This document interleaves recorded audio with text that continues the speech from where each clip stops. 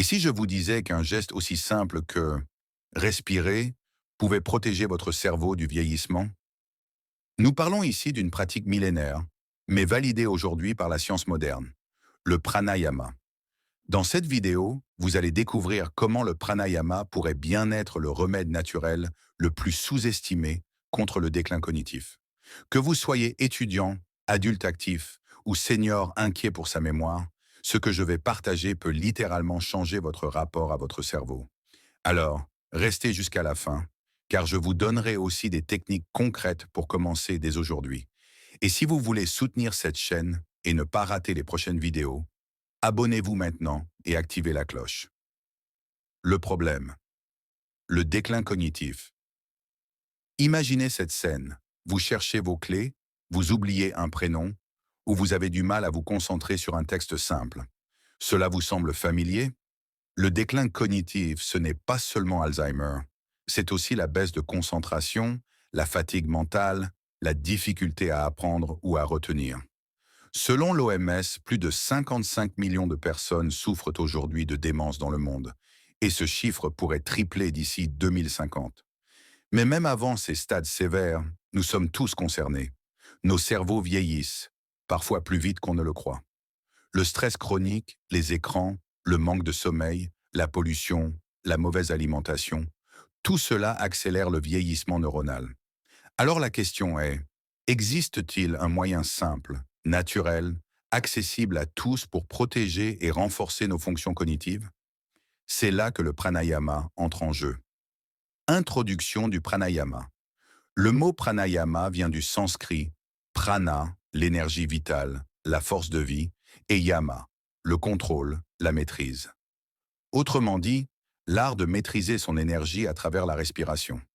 Dans le yoga, le pranayama est bien plus qu'un simple exercice respiratoire. C'est une technologie du corps et de l'esprit. Mais ce qui est fascinant, c'est que la science moderne commence à confirmer ce que les yogis savaient depuis des siècles. La respiration consciente influence directement le cerveau. Avant de plonger dans les aspects spirituels, voyons d'abord ce que disent par les neurosciences. L'approche scientifique est neuroscientifique 1.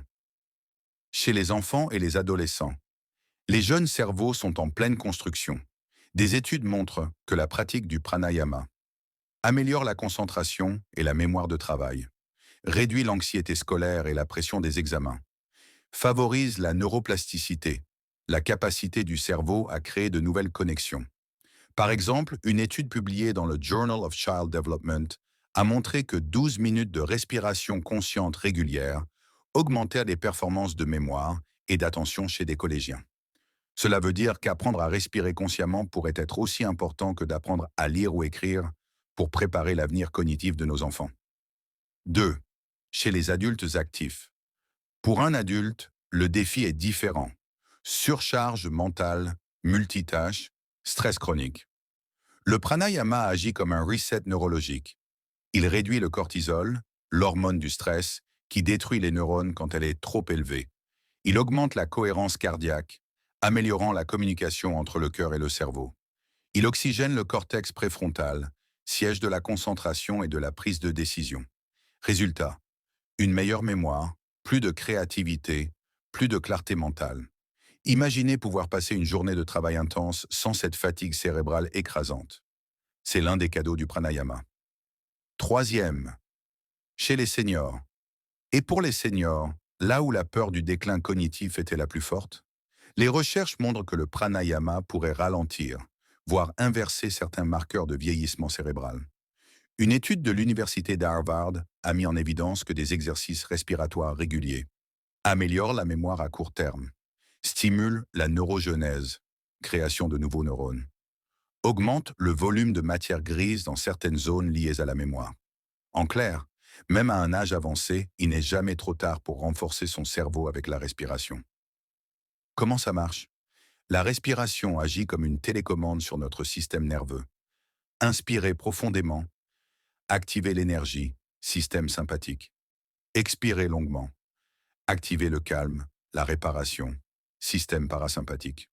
En alternant, en contrôlant et en allongeant la respiration, on apprend à créer un équilibre parfait entre vigilance et détente, exactement ce dont le cerveau a besoin pour rester jeune. C'est comme une gymnastique interne pour le cerveau. Chaque souffle nourrit, nettoie, stimule.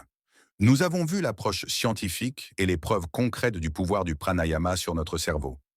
Mais pour comprendre toute sa profondeur, il faut aller plus loin, dans la dimension spirituelle et énergétique. Dans la deuxième partie, nous allons explorer la vision yogique du souffle, ses liens avec la conscience et comment il peut éveiller non seulement la mémoire, mais aussi la clarté intérieure. Restez avec moi, parce que c'est dans cette deuxième partie que vous allez découvrir le véritable trésor du pranayama. Le pranayama selon la vision spirituelle. Dans la tradition yogique, le souffle n'est pas seulement de l'air. Le souffle, c'est la porte entre le corps et l'esprit. Quand nous respirons consciemment, nous ne faisons pas qu'oxygéner nos cellules. Nous guidons le prana, l'énergie vitale qui circule dans tout l'univers et en nous. Les anciens textes du yoga disent que une respiration agitée égale un esprit agité.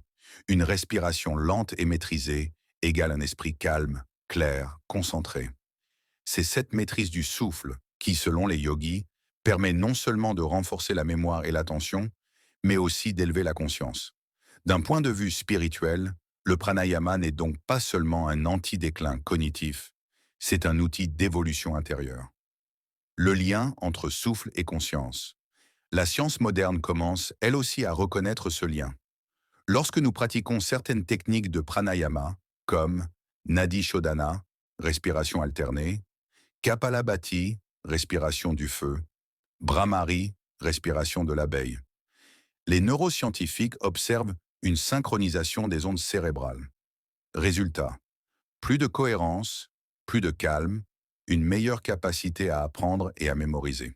Les yogis appellent cela l'activation des nadis, les canaux énergétiques subtils. Les scientifiques, eux, parlent de régulation du système nerveux autonome.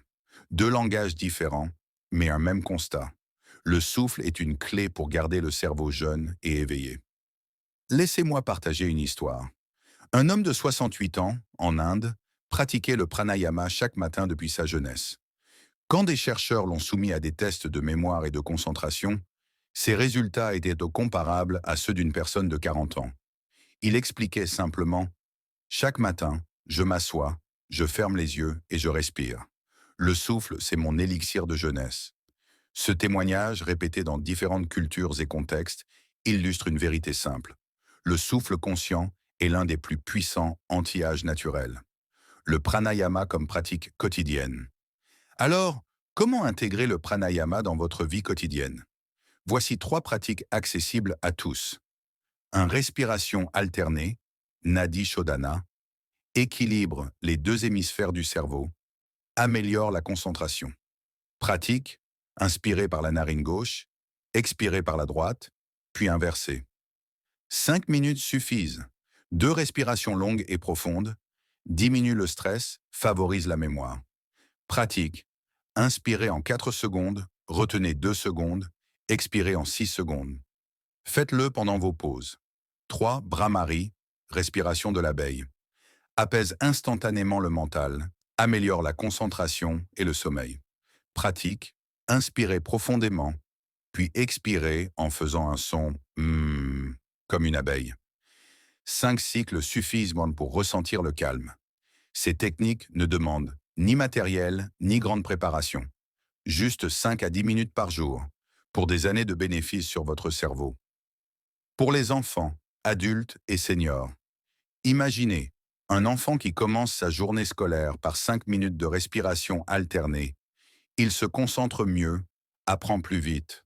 Un adulte qui pratique 10 minutes de respiration consciente avant ses réunions, il est plus clair, moins stressé, plus créatif. Un senior qui fait du pranayama chaque matin, il entretient sa mémoire, garde une vivacité d'esprit et ralentit son vieillissement cérébral. Le pranayama est universel. Il n'a pas d'âge. C'est un cadeau que chacun peut s'offrir. Alors, posons-nous une question simple. Si un geste aussi naturel que la respiration pouvait ralentir le déclin cognitif, pourquoi attendre pour l'essayer? Chaque souffle est une chance de nourrir votre cerveau, d'apaiser votre esprit et de garder votre mémoire vive. Je vous invite à un défi. Pratiquez 5 minutes de pranayama par jour pendant 7 jours. Observez vos pensées, votre énergie, votre clarté mentale et venez partager vos résultats dans les commentaires. Et si vous voulez continuer à découvrir des pratiques naturelles, simples, mais puissantes pour votre bien-être et votre cerveau, abonnez-vous à la chaîne maintenant.